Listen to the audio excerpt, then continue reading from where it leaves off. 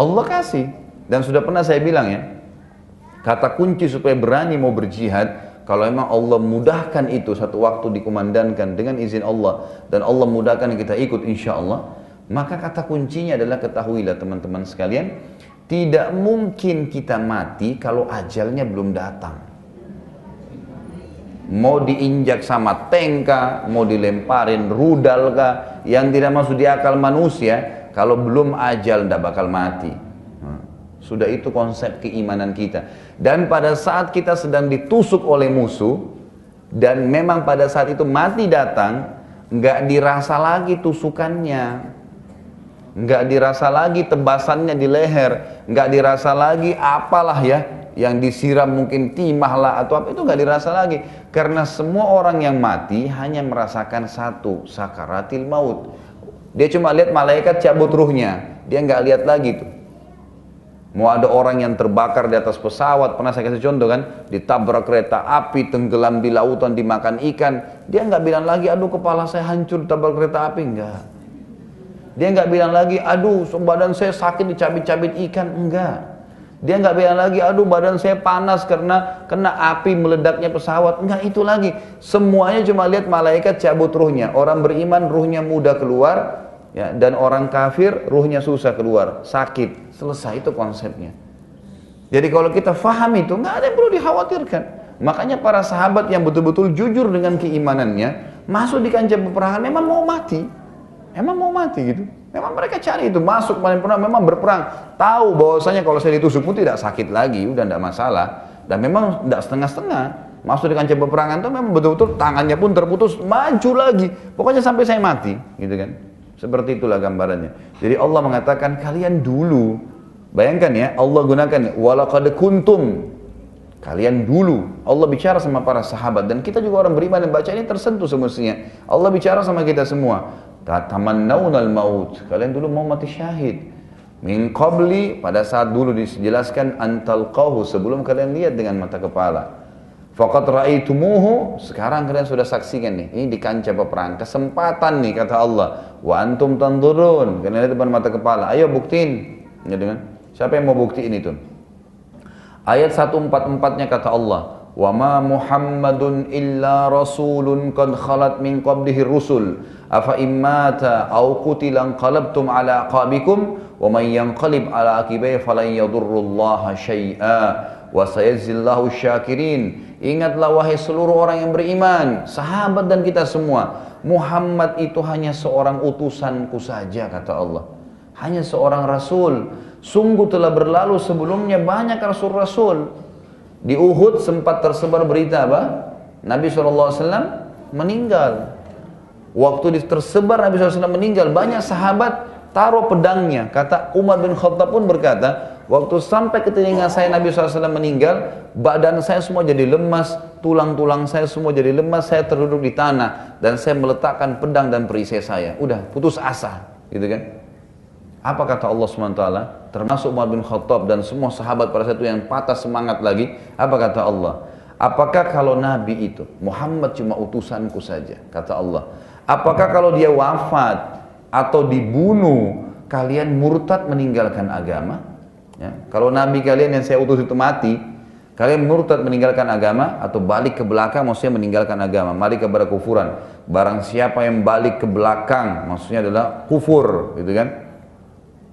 Maka Allah Subhanahu wa taala ya, atau tidak akan mendatangkan mudarat kepada Allah, tidak mengurangi sedikitpun dari kekuasaan Allah. Dan Allah akan memberi balasan kepada orang-orang yang bersyukur. Jadi ini juga satu hal yang luar biasa ya. Bukan berarti karena jauh dari ustadz yang biasa kita dengar ceramahnya, oh iman saya lemah, kan gitu. Enggak bisa, bukan ustadz patokannya. Ilmu yang diterima itu sudah diamalin belum, gitu loh. Itu yang penting. Amalkan dan semuanya karena Allah SWT, maka berbekas di hati itu. Tapi kalau hanya karena lingkungan, hanya karena pengajian, hanya karena ustadz kiainya ada, pas mati kendor semua. Nggak bisa, karena dia juga manusia, dia pasti mati, gitu kan? Apalagi kalau orang yang paham agama, ya berharap mati syahid. Saya dengan izin Allah berharap Allah tutup dengan syahadah, dan semoga juga orang-orang yang ikhlas begitu Allah tutup, gitu kan? Karena kita paham fadilahnya. Maka harusnya begitu, jangan sampai ustadznya mati, kemudian tiba-tiba semuanya jadi kendor, jauh semua dari agama Allah.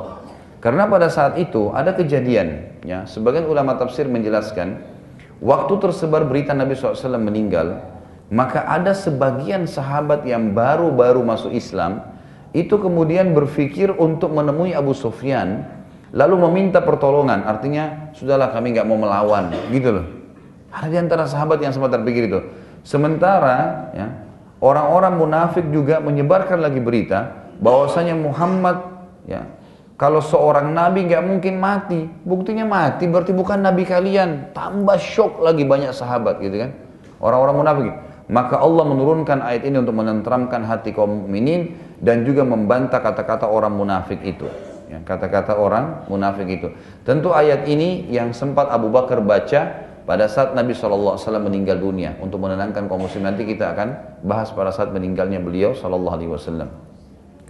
Lalu Allah jelaskan teman-teman sekalian, kalau masuk ke medan perang, tadi yang saya bilang, gak usah khawatir, tidak bakal mati kecuali ajalnya datang, yang gitu. Tidak sakit lagi kalau memang sudah datang ajal, mau dimutilasi, mau diinjak-injak, gak ada urusannya. Udah gak ada, dirasain itu, gak usah khawatir, gitu kan. Apa kata Allah tentang masalah itu? Ayat 145-nya. A'udzubillahi minasyaitonirrajim. Saya lanjutin. Wa ma kana li nafsin an tamuta illa bi idnillahi kitaban muajjala. Wa may yurid thawabad dunya nu'tihi minha wa may yurid thawabal akhirati nu'tihi minha wa sanajzi syakirin. Sesuatu yang bernyawa, siapapun yang bernyawa tidak akan mati melainkan dengan izin Allah. Mau satu negeri, mau 1 juta orang kita hadapin, gak bakal mati. Mau dikeroyokin oleh singa, kalau belum ajal, tidak bakal mati. Itu konsep akidah. Mau kena penyakit kanker, mau kena penyakit apa saja yang berat, dokter 10 orang, 100 orang vonis dia akan mati dalam seminggu, tidak mati kalau Allah belum datangkan ajalnya. Itu konsep keimanan kita, gak boleh ragu dengan masalah itu. Gak bakal mati. Kata Allah, sosok yang bernyawa tidak akan mati melainkan dengan izin Allah. Sebagai ketetapan yang telah ditentukan waktunya. Allah sudah tentukan waktu dan tempatnya. Barang siapa, kata Allah Subhanahu wa Ta'ala, barang siapa menghendaki pahala dunia, ya, maksudnya balasan dunia, ya, niscaya kami berikan kepadanya dunia itu. Siapa yang cuma sibuk minta dunia, takut mati, terus berpikir apa, usaha apa lagi, tidak mau mengeluarkan bantu orang miskin, Allah silakan, Allah kasih. Dan siapa yang mengharapkan pahala akhirat, mengejar negeri akhirat, kami berikan pula kepadanya akhirat itu. Dan kami akan memberi balasan kepada orang-orang yang bersyukur. Ya. Lalu kemudian juga Allah SWT lanjutin, masih berlanjut ayatnya, ya. Ini terus sampai 179.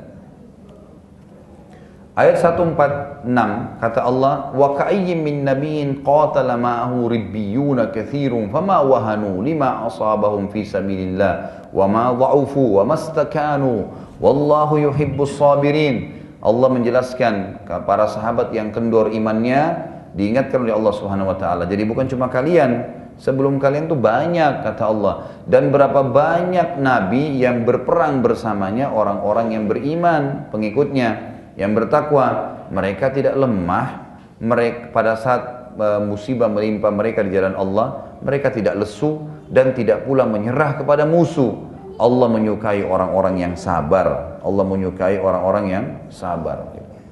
Ya.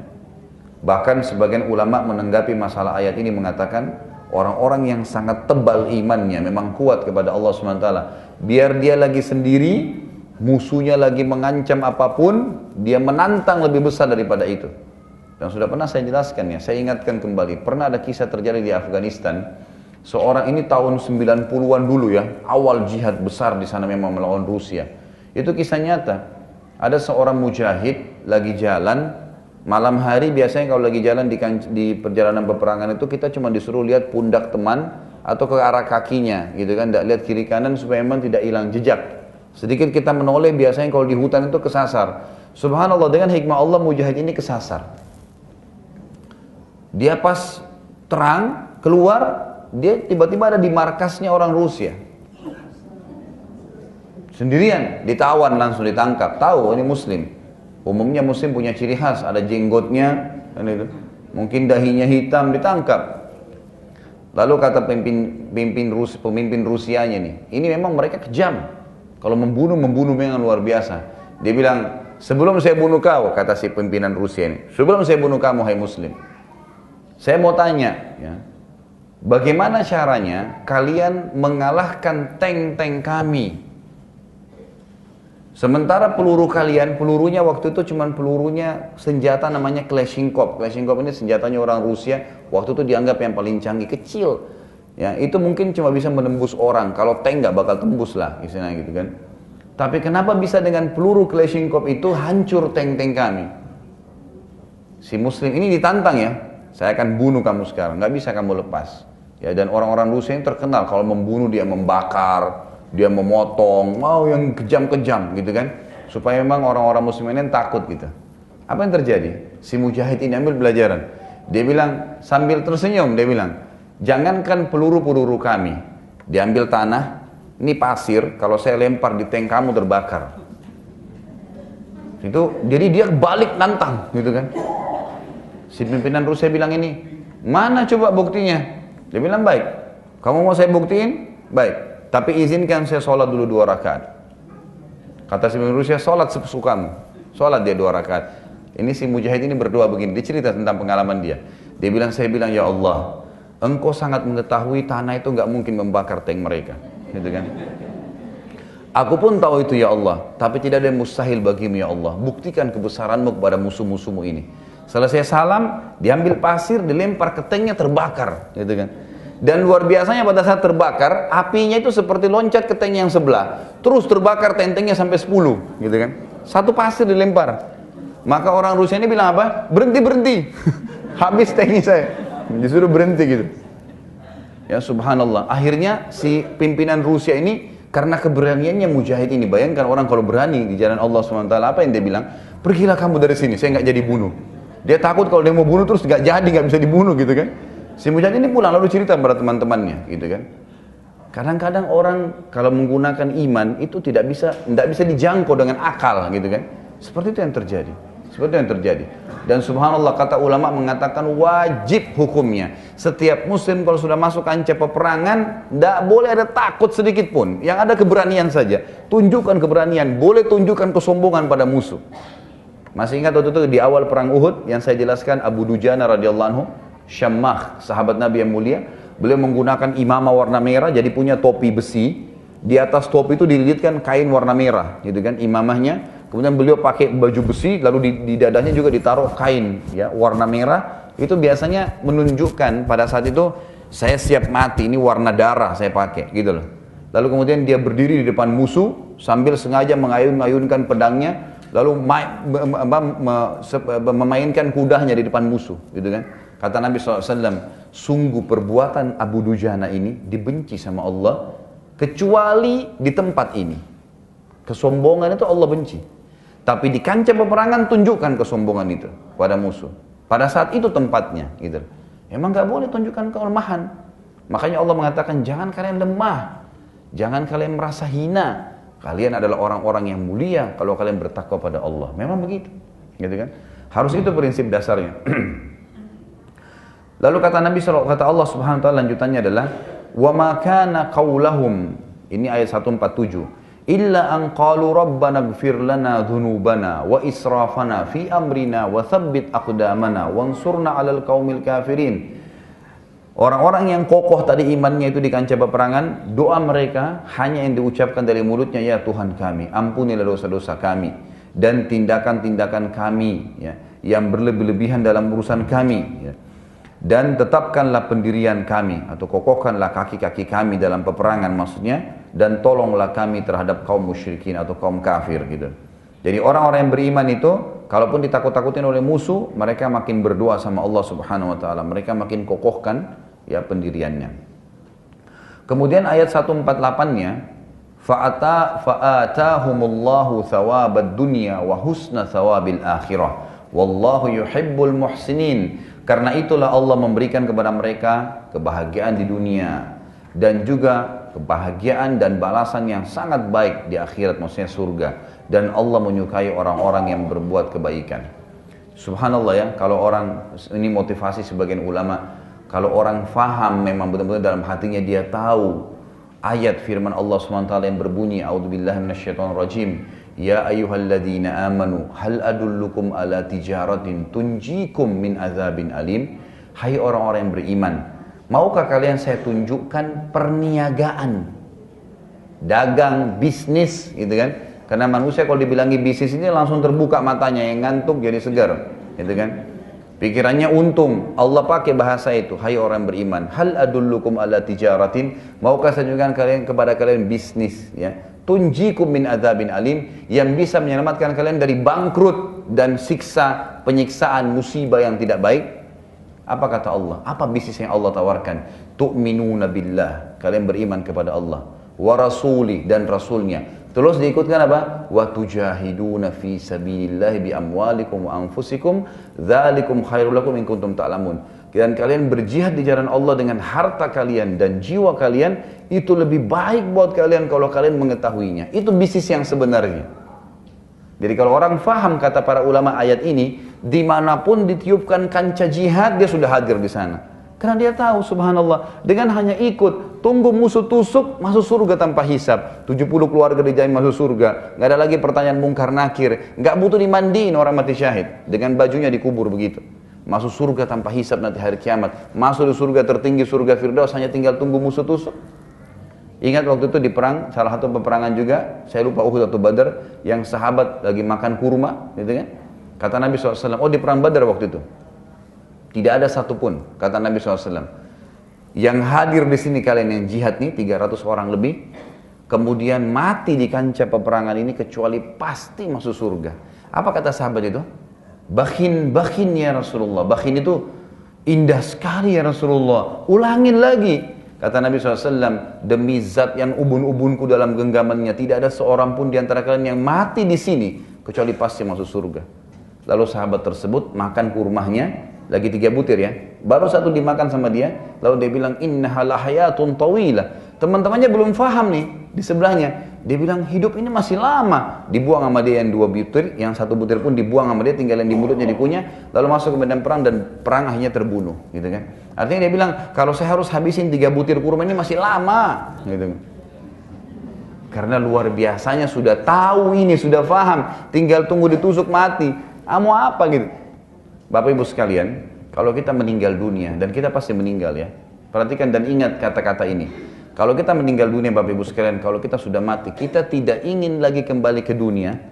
Itu untuk apa? Untuk kembali ke rumah yang selama ini kita kejar cicilannya, atau kita berusaha isi perabotnya yang bagus, atau kita mau kembali kepada istri atau suami, atau anak-anak, atau apalah ya, kebun, mobil yang mewah, jabatan, teman-teman, itu sudah nggak ada. Apa yang Allah ceritakan kalau orang mati? A'udzubillahi minasyaitonir rajim. Qala rabbirji'un. Wahai Tuhanku, kembalikan saya di dunia. Semuanya akan mengatakan kalimat ini. Siapapun dia. Ya Allah, wahai Tuhanku, kembalikan saya di dunia. Untuk apa? Kembali ke mobil yang mewah, saya mau pakai lagi ya Allah. Rumah yang bagus, saya mau tidurin lagi ranjang saya yang 100 juta. Ya, atau menggauli istri ataupun berkumpul dengan suami, dengan anak-anak. Bukan lagi. La'alli a'malu salihan fima tarakt, supaya ya Allah saya hidup itu hanya untuk mengejar yang amal-amal soleh dulu yang saya lalai kerjakan. Berharap kembali sujud sekali, berharap kembali Quran yang selama ini Bapak Ibu taruh cuma dipajang di tembok kamar, di lemari itu, berharap waktu mati, ya Allah kenapa saya pajang ya, kenapa saya nggak baca gitu. Pada saat kita meninggal Bapak Ibu sekalian, kita berharap, menyesal kenapa rekening saya itu nolnya banyak, tidak saya infakin di jalan Allah. Selama ini cuma bangga, syaitan buat bangga, tuh bertambah lagi tuh, sudah 100 juta, 120, kapan lagi jadi 150, terus begitu, sehingga pelit tidak infakkan jalan Allah. Kalau kita mati jadikan apa itu? Warisan. Nggak ada yang dibawa ke kuburan. Semua orang nyesal pada saat itu, berharap sujud sekali, kemudian kembali, ya, mati lagi. Apa kata Nabi SAW? Semua orang yang mati, yang tidak berharap lagi kembali ke dunia, maksudnya untuk kembali ke dunia kalau selain amal soleh, kecuali mujahid.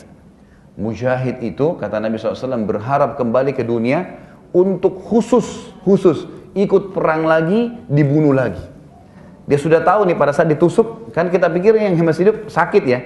Orang yang sudah mati syahid itu berharap kembali ke dunia supaya ditusuk lagi, mati lagi. Begitu terus kata Nabi SAW. Dia berharap mati, kemudian ditusuk lagi, hidup lagi. Begitu terus, ya. Karena dia sudah rasakan bagaimana yang Allah janjikan. Ingat, yang kita bahas ayat Al-Quran, bukan dongeng, sebuah fakta lapangan yang kita imani. Ini ayat Al-Quran. Kata Allah SWT lanjutannya ayat 149. Ya ayyuhalladzina amanu in tuti'ul ladzina kafaru yaruddukum ala aqabikum fatanqalibu khasirin. Hai orang-orang yang beriman, kalau kalian mentaati orang-orang kafir, siapapun yang bukan muslim kafir namanya, Nasrani, Yahudi, siapa saja, kalau kalian mentaati orang-orang kafir, niscaya mereka akan mengembalikan kalian kepada kekafiran, dan jadilah kalian orang-orang yang rugi. Oh nggak apa-apa rayain Natal, dukung mereka punya anak. Nggak boleh taatin orang kafir. Ngerti kan? Orang kafir pakai baju begini, saya juga pakai baju begini. Kenapa? Tinggalin, nggak usah. Kitanya lebih mulia beriman kepada Allah. Allah ingatin, jangan ikutin mereka. Lalu ayat 150 Allah mengatakan, balillahu maulakum wa huwa khairun nasirin. Ingatlah, hanya Allah lah pelindung kalian dan dialah sebaik-baik penolong. Lalu 151 kata Allah, musuh kalian sekuat apapun Allah sudah tanamkan asal beriman. Sanulki fi qulubil ladzina kafarur ru'ba bima asyraku billahi ma lam yunazzil bihi sultana wa ma'wahumun nar wa bi'sa mathwal zalimin. Akan kami masukkan ke dalam hati orang-orang kafir yang sedang kalian hadapin. Kalau kalian sedang berhadapan dengan musuh, Allah sudah masukkan dalam hati mereka rasa takut, disebabkan karena mereka mempersekutukan Allah dengan sesuatu yang Allah sendiri tidak menurunkan keterangan tentang itu. Tempat kembali mereka adalah neraka, dan itulah seburuk-buruk tempat orang-orang zalim. Lalu Allah mengatakan di dalam 152, walaqad sadaqakumullahu wa'dahu idh tahussunahum bi'idznih. Perhatikan di sini damirnya, pembicaraannya Allah kayak bicara langsung nih. Walaqad sadaqakumullah, ya. Allah telah menyampaikan, memenuhi janjinya pada kalian, wahai orang-orang yang beriman. Walaqad sadaqakumullah wa'dahu idh tahussunahum bi'idznih hatta idza fashiltum wa tanaza'tum fil amri wa 'asaitum min ba'di ma arakum ma tuhibbun minkum man yuridud dunya wa minkum man yuridul akhirah thumma sarafakum anhum liyabtaliyakum wa laqad 'afa 'ankum wallahu dzu fadlin 'alal mu'minin. Sesungguhnya Allah telah memenuhi janjinya kepada kalian ketika kalian membunuh mereka dengan izinnya sampai pada saat kalian lemah dan berselisih dalam urusan itu. Maksudnya di sini pada saat perang Badar Allah buktikan kalian menang, kalian berhasil membunuh mereka, gitu kan? Sampai kalian berselisih dan merasa lemah di perang Uhud, gitu kan? Sebagian ulama tafsir bilang waktu awal masuk di kancah perang Uhud kalian bertakbir, kalian semangat, Allah buktiin menang langsung, hitungan menit menang, gitu kan? Jadi sini kata Allah SWT, sesungguhnya Allah telah memenuhi janjinya, berikan kemenangan kepada kalian jika pada saat kalian membunuh mereka dengan izin Allah. Dan pada saat kalian lemah dan berselisih dalam urusan itu, maksudnya tadi pemanah turun, gitu kan?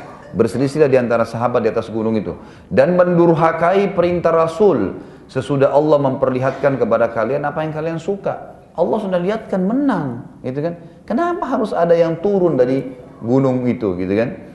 Di antara kalian ada yang menghendaki dunia, di antara orang-orang yang 43 turun itu berharap dunia, dan ada di antara kalian yang berharap akhirat. 7 orang yang tersisa tadi berharap akhirat. Kemudian Allah memalingkan kalian dari mereka untuk menguji kalian. Akhirnya dikalahkanlah. Dan sesungguhnya Allah telah memaafkan kalian. Dan ini keluar biasanya ya, kemahamurahannya Allah. Nanti akan kita ambil dalam pelajaran-pelajaran atau kaidah dalam agama. Dan Allah mempunyai karunia yang dilimpahkan atas orang-orang yang beriman. Artinya nanti kaidah agama ada akan di poin setelahnya. Termasuk dalam memaafkan adalah sifat Allah Subhanahu wa taala.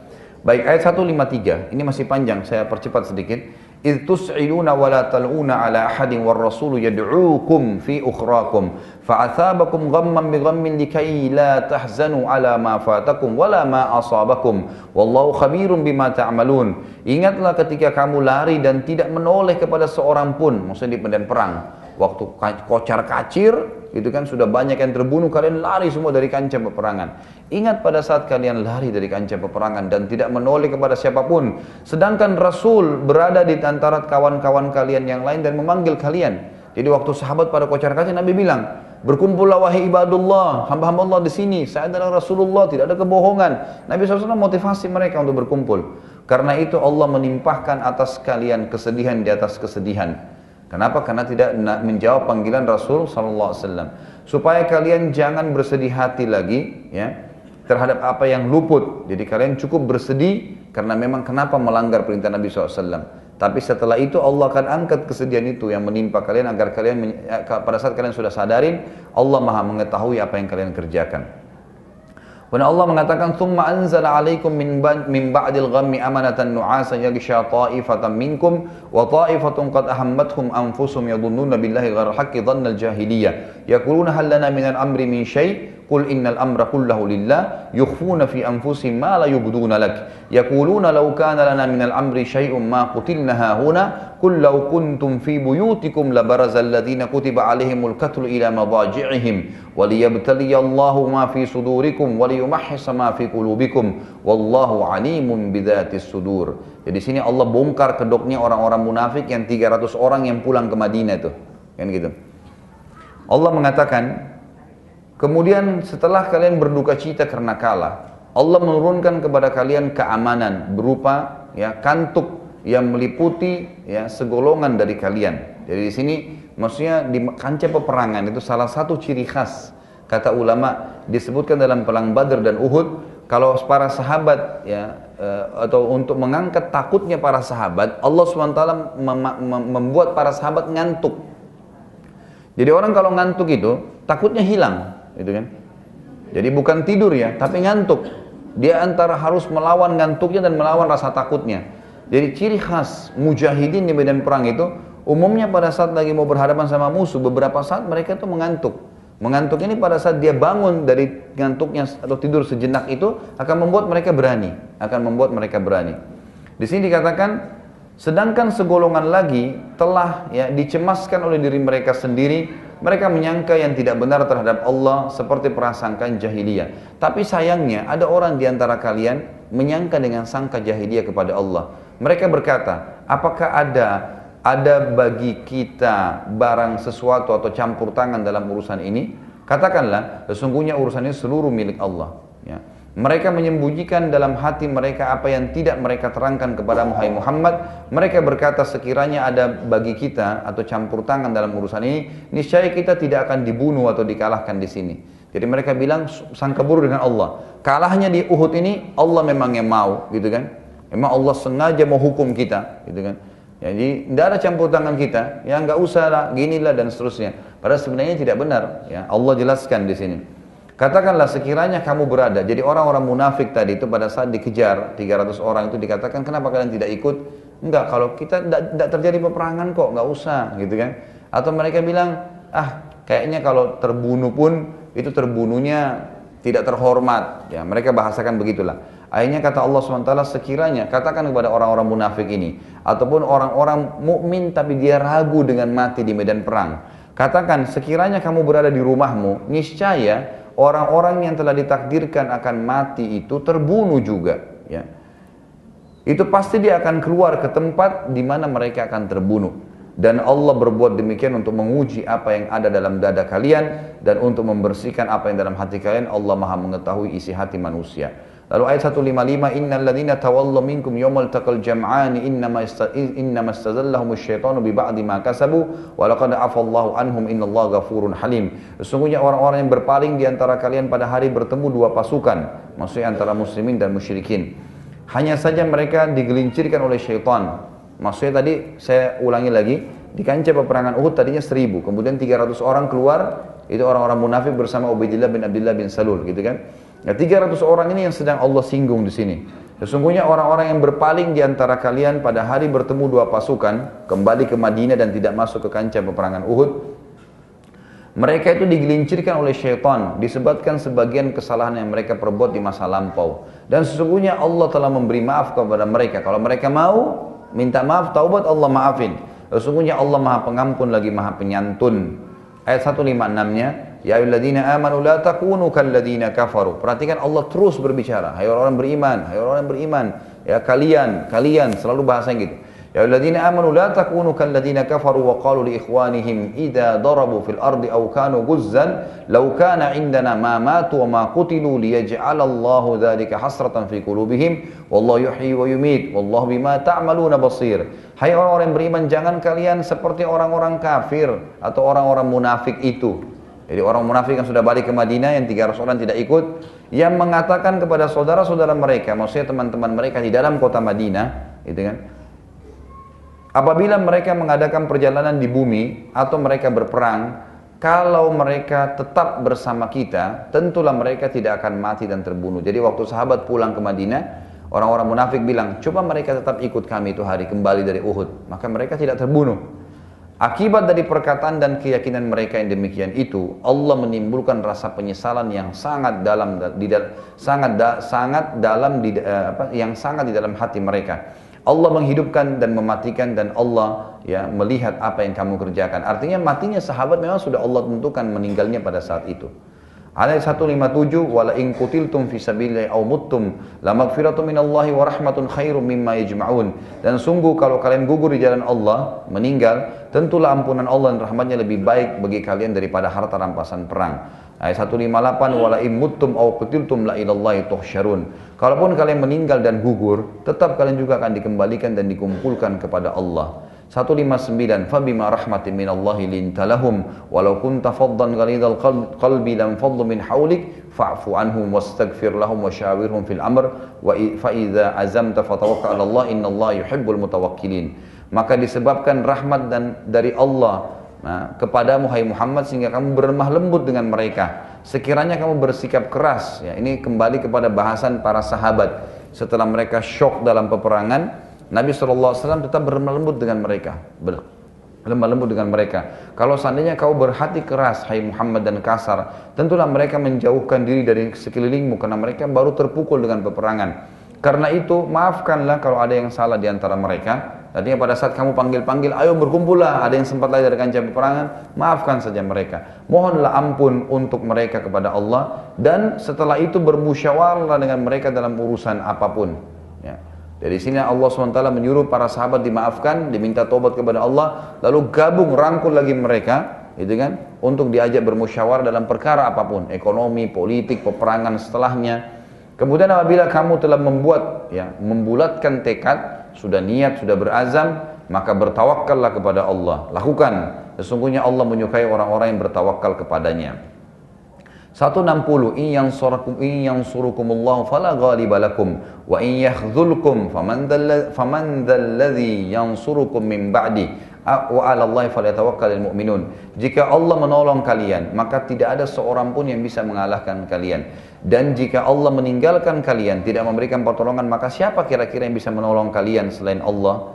Karena itu hendaklah kalian kembali kepada Allah kalau kalian orang-orang yang bertawakal. 161, wa ma kana linabiyyin an yaghul wa man yaghlul ya'ti bima ghalla yaumal qiyamah thumma tuwaffa kullu nafsin ma kasabat wa hum la yudlamun. Tidak mungkin seorang nabi berkhianat dalam urusan harta rampasan perang. Artinya gak usah repot-repot kalian itu bingung. Kan itu 43 orang pada saat turun dari bukit pemanah, Bapak Ibu sekalian. Itu mereka bilang sama teman-temannya, itu harta rampasan perang banyak tuh, ayo kita turun ambil yuk, kumpulin, gitu kan. Tujuannya mereka mau ngumpulin, memang orang yang pegang pun tidak boleh ngambil ya. Mereka harus kumpulin, nanti kepimpinan yang akan membagi. Allah SWT memastikan, kalaupun kalian tidak ikut-ikutan ngambil, hai para pemanah, gitu kan, yang mengumpulkan di bawah sudah bertugas. Dan pada saat dikumpulkan di depan Rasul SAW, Rasul tidak akan berkhianat. Gitu kan? Rasul tidak akan berkata, Allah SWT tidak mungkin seorang nabi berkhianat dalam urusan harta rampasan perang. Barang siapa yang berkhianat dalam urusan rampasan perang itu, maka pada hari kiamat dia akan datang membawa yang dikhianatinya itu. Kemudian tiap-tiap diri akan diberi pembalasan tentang apa yang ia kerjakan yang setimpal dengan perbuatannya, sedang mereka tidak akan dianiaya. 162, afaman ittaba ridwanallahi kaman ba'a bi sakhatin minallahi wa ma'wahu jahannam wa bi'sal masir. Apakah orang-orang yang mengikuti keridhaan Allah sama dengan orang-orang yang kembali membawa kemurkaan Allah dan tempatnya neraka jahanam, dan itu seburuk-buruk tempat kembali? Apakah sama orang-orang kafir, orang munafik yang akan mati masuk neraka dengan orang-orang yang beriman, yang mati tulus, berperang di jalan Allah? Tentu tidak. Karena orang-orang kafir dan munafik itu akan ke neraka Jahannam.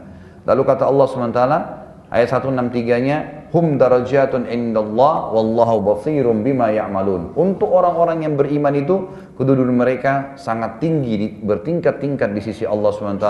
Dan Allah maha melihat apa yang mereka kerjakan. 164, laqad mannallahu 'alal mu'minina idz ba'atsa fihim rasulan min anfusihim yatlu 'alaihim ayatihi wa yuzakkihim wa yu'allimuhumul kitaba wal hikmata wa in kanu min qablu lafi dhalalin mubin. Sungguh Allah telah memberi karunia kepada orang-orang yang beriman kepada Allah dengan mengutus rasul dari golongan mereka sendiri. Yang paling besar nikmat kalian ada rasul di tengah-tengah kalian, hai orang-orang yang beriman, yang membacakan kepada kalian ayat-ayat Allah, membersihkan jiwa-jiwa kalian dan mengajarkan kepada mereka Alkitab dan hikmah, Al-Quran dan Sunnah. Dan sungguhnya sebelum kedatangan Nabi itu mereka benar-benar dalam kesesatan yang nyata.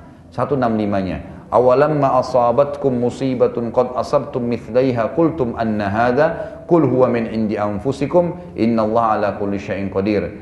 Mengapa ketika kamu ditimpa musibah pada perang Uhud kamu bersedih? Kenapa harus bersedih? Padahal kalian telah menimpahkan kekalahan dan kesedihan 2 kali lipat kepada musuh-musuh kalian pada perang Badar. Nah, perang Badar mereka lebih sedih, mereka lebih banyak kekurangan dan hancur. Kalian berkata, dari mana datangnya kekalahan ini? Katakanlah, itu karena kesalahan diri kalian sendiri. Sesungguhnya Allah Maha Kuasa atas segala sesuatu. Sebagian ulama tafsir bilang, ada sebagian sahabat yang bilang, kok bisa kita kalah sementara kita beriman? Allah sudah janjikan kemenangan kan? Lalu Allah mengatakan kekalahan itu datang karena perbuatan kalian sendiri. Karena ada di antara kalian yang tadi turun dari medan perang, dari gunung tadi. Perlu Bapak Ibu tahu juga ya, kalau Bapak Ibu kembangkan lagi pertanyaan mengatakan, loh kan yang berkhianat tanda kutip, bukan berkhianat, yang berijtihad tadi turun dari bukit itu kan cuma 43 orang. Masa semua umat Islam yang harus kena kekalahannya? Jawabannya iya.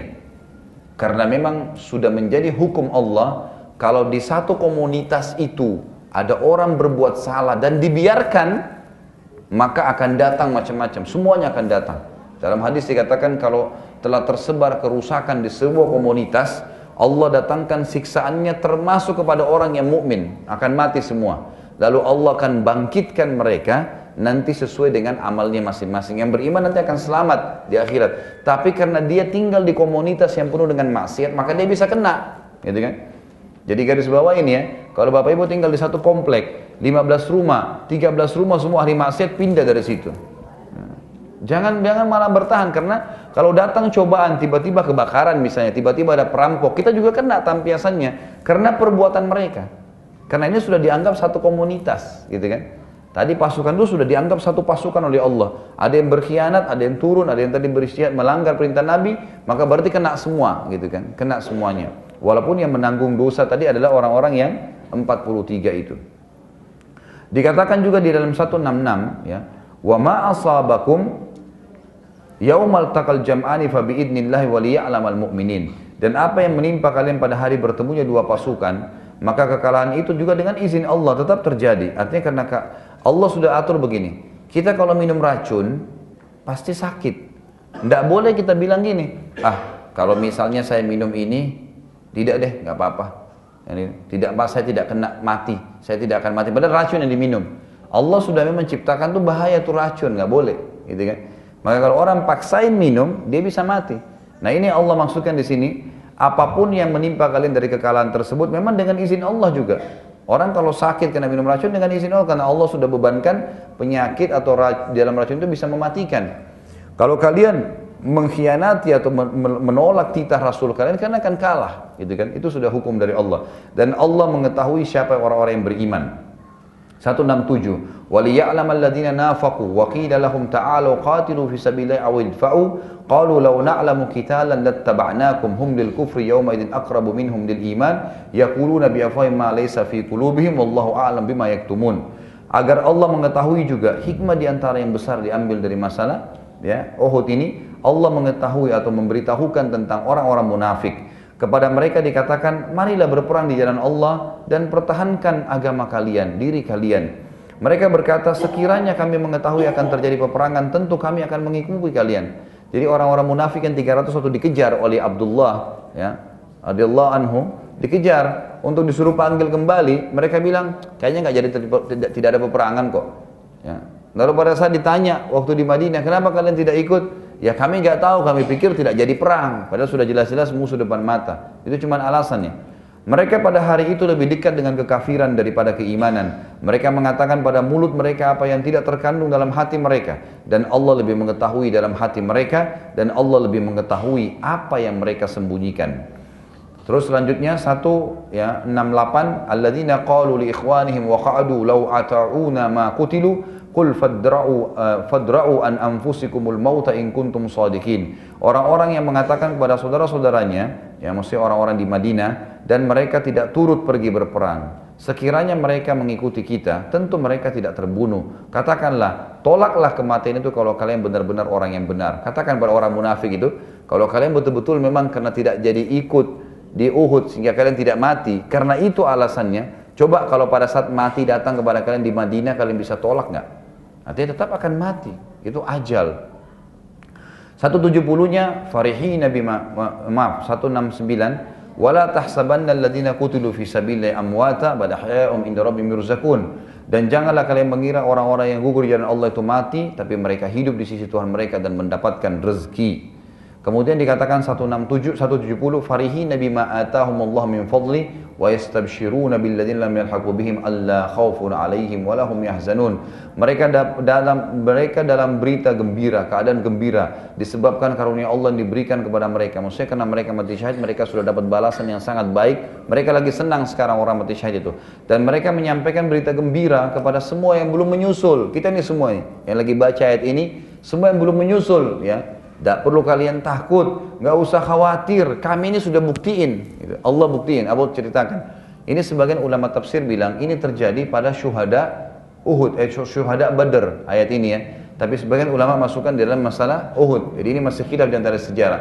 Jadi beberapa syuhada Badr waktu mereka meninggal, Nabi SAW tunjuk mereka sambil berkata, teman-teman kalian ini sekarang yang mati syahid di sini di Badr sedang berbicara sama Tuhan kalian, ruh mereka. Mereka berkata kepada Tuhan mereka, ya Allah, ya, kembalikan kami di dunia supaya kami perang lagi. Kami ingin mendapatkan double dari apa yang telah Engkau berikan ini, ya Allah.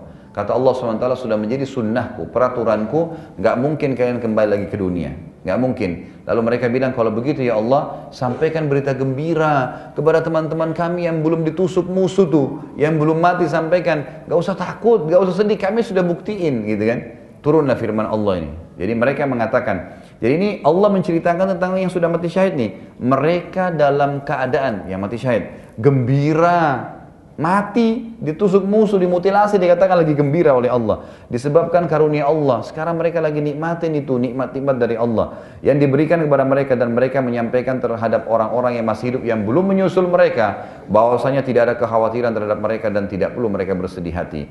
171, yastabshiruna bi ni'matin minallahi wa fadlin wa anna Allah la yudhi'u ajral mu'minin. Mereka gembira dengan nikmat dan karunia yang besar dari Allah, dan bahwasanya Allah tidak akan menyia-nyiakan pahala orang yang beriman. 172, alladzina istajabu lillahi war rasuli min ba'di ma asabahumul qarh lilladzina ahsanu minhum wattaqau ajrun azim. Dan orang-orang yang mentaati perintah Allah dan Rasulnya, ya, setelah mereka mendapatkan luka di perang Uhud. Ini tadi yang 629 orang pas tiba di Madinah, Nabi SAW langsung suruh keluar lagi. Mereka keluar semua, ayatnya ini kan. Bagi orang-orang yang berbuat kebaikan di antara mereka dan bertakwa mendapatkan pahala yang besar. 173, alladzina qala lahumun nasu innan nasa qad jama'u lakum fakhshawhum fazaduhum imana wa qalu hasbunallahu wa ni'mal wakil. Yaitu orang-orang yang mentaati Allah dan Rasulnya, dan kepada mereka ada orang-orang yang mengatakan, ya, orang-orang kafir waktu itu, orang Quraisy berkata di panca peperangan Uhud, sesungguhnya manusia, kami orang-orang Quraisy telah mengumpulkan pasukan untuk menyerang kalian, karena itu takutlah. Maka perkataan tersebut menambah keimanan mereka, dan mereka menjawab, cukuplah Allah menjadi penolong kami, dan juga Allah sebaik-baik tempat pelindung. Sebagian ulama tafsir ini lebih kuat mengatakan ayat ini turun tepatnya pada saat Nabi SAW sudah keluar dari Madinah menuju ke Hamrat Asad tadi. Kan ada Mu'bad tadi ya. Itu Al-Khuzai coba menyebarkan isu, menakut-nakuti sahabat. Sahabat mengatakan, hasbunallah wa ni'mal wakil. Kami nggak takut, gitu kan. Gitu.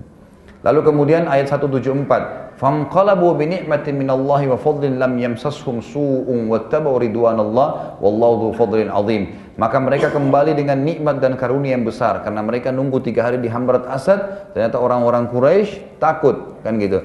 Dan ini luar biasa mengobati ya rasa kecewanya sahabat waktu kalah di Uhud. Gitu kan, ternyata orang Quraisy nggak berani lagi datang. Tersebar berita bahwasanya kaum muslimin justru yang menang. Mereka kembali dengan nikmat dan karunia yang besar dari Allah. Mereka tidak mendapat bencana apa-apa. Nggak ada peperangan ternyata, tapi mereka dapat pahalanya. Mereka mengikuti keridhaan Allah dan Allah mempunyai karunia yang sangat besar. 175, "Innama dzalikumus syaitanu yukhawwifu awliya'ah, fala takhafuhum wa khafuni in kuntum mu'minin." Sesungguhnya semua itu yang kalian dengar isu yang kalian dengar, takutlah, musuh kuat, beginilah, senjatanya kuat, mereka punya prajurit banyak, mereka punya teknologi, semua begitu. Itu hanya upaya syaitan yang menakut-nakuti kalian dengan kawan-kawannya, orang-orang kafir itu. Karena itu, janganlah kalian takut kepada mereka dan takutlah kepadaku kalau kalian benar-benar beriman. Ya, subhanallah, ini ada sebuah poin pelajaran di sini ya. Sekarang ada umat Islam yang bukan memotivasi umat Islam untuk membela agama Allah, tapi takut-takutin orang Islam. Ini. Oh, enggak bisa kita lawan Amerika. Amerika itu kuat, teknologinya canggih, begini, begitu. Saya tanya Bapak Ibu sekalian, kalau kita kembali ke buku sejarah, pernahkah Anda temukan pasukan Islam lebih banyak daripada pasukan kafir? Pernahkah dalam sejarah Islam dicatat senjata umat Islam lebih canggih daripada orang kafir? Belum pernah. Pasti pasukan lebih sedikit, lebih sederhana, ya, jumlahnya lebih sedikit itu biasa, dan lebih sederhana senjatanya, lebih sedikit persiapannya, begitulah. Tapi menang, gitu kan? Karena Allah sudah mengatakan sudah kemenangan dari Allah SWT, gitu, bukan dari orang-orang kafir. Ini subhanallah banyak orang malah takut-takutin umat Islam gitu. Wala yahzunka 176 wala yahzunka alladziina yusari'una fil kufur innahum lan yadurrullaha syai'a yuridullahu alla yaj'ala lahum hazzan fil akhirah wa lahum 'adzabun 'adzim. Jangan kalian sedih dengan orang-orang yang segera menjadi kafir. Orang yang sudah murtad tinggalin. Ya, kadang-kadang subhanallah ada satu orang Islam murtad kita ketakutan. Oh, sana satu murtad tuh, biarin murtad. Islam enggak butuh dengan orang murtad. Urus yang muslim, kan gitu. Dia pilih kafir, ya kafir aja. Kata Allah, nggak usah sedih dengan orang yang kafir.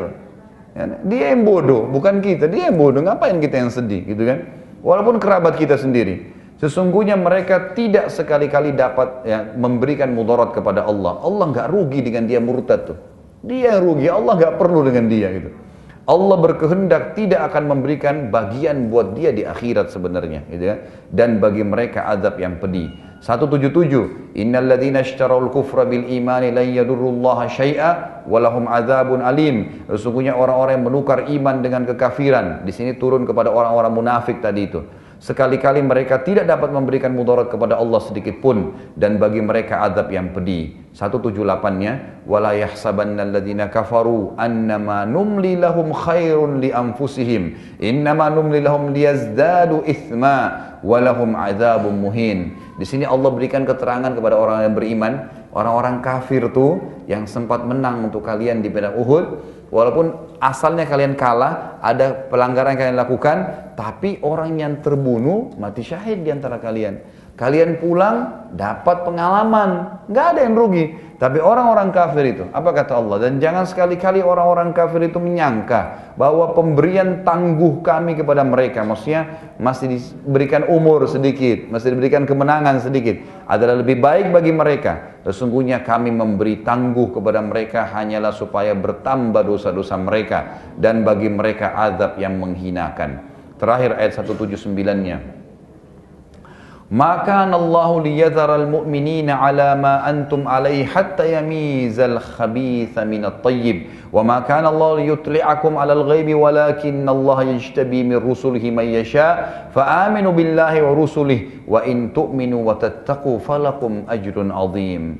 Allah sekali-kali tidak akan membiarkan orang-orang yang beriman dalam keadaan kamu sekarang ini. Artinya Allah tidak mungkin membuat kamu terus-menerus susah, enggak. Allah cuma kasih pelajaran, nih pelanggaran terjadi, nih akibatnya, gitu kan? Berzina, ya ini hukumannya. Tapi nanti Allah tarik lagi kembali, gitu kan? Seperti itu. Allah tidak akan biarkan, sehingga Dia menyisihkan mana yang buruk Ya. Jadi Allah jadikan pun kejadian itu terjadi pun di Uhud, hikmahnya adalah Allah pisah di antara kalian. Ternyata dari 1.000 itu 300 munafik. Ya. Dan ada 700 yang baik beriman, gitu kan. Allah menyisihkan, mengeluarkan yang buruk orang munafik dari yang baik orang yang beriman. Dan Allah sekali-kali tidak akan memperlihatkan kepada kalian hal-hal yang gaib. Akan tapi Allah memilih siapa yang dikehendakinya di antara rasul-rasulnya. Tapi Allah sebenarnya, ini berita pasti benar yang Allah janjikan. Cuman Allah tidak akan memberitahukan kalian berita gaib. Allah tidak akan bilang, oh di Uhud kalian kalah, nanti ada yang terbunuh, orang kafir begini, nanti ada yang berkhianat. Allah sudah tahu sebenarnya. Tapi Allah mengatakan, Allah tidak ingin memperlihatkan hal gaib kepada kalian. Ya, tapi Allah memilih dari rasul-rasulnya yang Allah ingin sampaikan. Karena itu berimanlah kepada Allah dan Rasulnya, dan jika kalian beriman dan bertakwa maka kalian akan mendapatkan pahala yang besar. Sebagai penutup Bapak Ibu sekalian, dalam bahasan kita adalah tentu dalam membela kebenaran, gitu kan. Yang penting adalah membela kebenarannya dan kebenaran itu sesuai dengan Allah dan Rasulnya. Kalau kebenaran itu diatur dengan baik, ya, maka yang dilihat pun kebenarannya, bukan orangnya lagi, bukan pejuangnya. Misal ada orang berperang di jalan Allah Subhanahu wa ta'ala, yang kita lihat apa yang mereka perjuangkan, kebenarannya. Nggak usah lihat siapa yang berperang, mau dia orang miskin, mau dia orang kaya, mau dia orang baru masuk Islam, tadi nggak penting. Tapi apa yang mereka perjuangkan. Kata Ali radhiyallahu anhu, kebenaran itu sebenarnya engkau akan mengetahui dari pembela-pembelanya dan bukan kebenaran dari julukan seseorang padanya. Maksudnya kenapa orang membela kebenaran? Karena itu kebenaran sendiri memang harus dibela, gitu kan? Kurang lebih seperti itu. Lalu saya ringkaskan sini beberapa poin. Ada yang keempat, ya, lahirnya beberapa kaidah penting dalam agama. Yang pertama, memaafkan adalah perintah Allah. Karena Allah memaafkan dan menyuruh Nabi SAW tadi memaafkan kalau ada yang taubat tadi. Yang kedua, tentu saya sudah pernah jelaskan ya Bapak Ibu, kalau ada orang buat salah maafin aja. Selama dia belum minta maaf kepada kita, tetap hukuman akan datang kepadanya. Jadi memaafkan perintah ibadah. Ada yang gibah kita, maafin. Ada orang utang belum bayar, maafin. Kita maafin lebih dulu. Maafin ini sebuah ibadah. Tapi selama dia belum melakukan, dia belum minta maaf, dia belum mengembalikan, gitu kan, maka berarti dia tetap akan dihukum oleh Allah. Jadi memaafkan sendiri ibadah itu. Yang kedua adalah bermusyawarah bagian daripada ibadah, daripada agama kita. Nabi SAW disuruh setelah perang, kalaupun di Uhud, selalu bermusyawarah dengan para sahabat. Jadi cobalah bermusyawarah dengan teman-teman sekitar yang dipercaya. Yang ketiga, Allah zat yang maha tahu dan berkuasa, serta selalu senantiasa mendidik orang-orang yang beriman. Yang keempat, ini poin-poin kaidah yang diambil ya dari perang Uhud juga.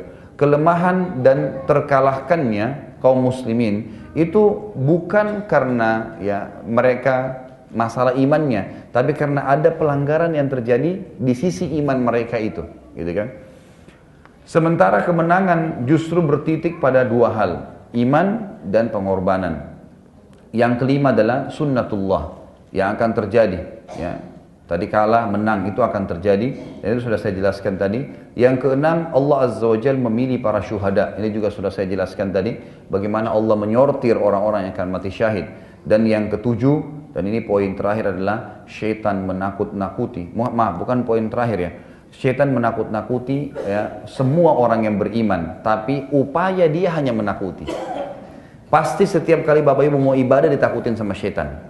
Dikhawatirkan, mau bangun subuh masih ngantuk misalnya, gitu kan. Mau ke masjid hujan, padahal cuma gerimis, gitu kan. Misal apa sajalah, oh sudah terlambat, sudah iqamah, sudah masuk salat di rumah aja. Dia berusaha membuat kita khawatir. Setiap ada kekhawatiran itu tepis aja, langsung lakukan dan bertawakal kepada Allah SWT. Ini senjata syaitan, ya, gitu. Mau jihad, tidak usah, nanti kamu mati, kalau luka bagaimana, kalau perutmu nanti ditusuk bagaimana, kalau ini ditakut-takutin, gitu kan.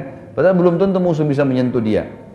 Yang kedelapan, belajar dari masalah atau musibah jauh lebih besar nikmatnya dibandingkan belajar dari masalah atau musibah jauh lebih besar daripada nikmat. Belajar dari musibah yang sedang terjadi itu sebenarnya lebih besar daripada sedang menikmati nikmat yang ada, gitu kan.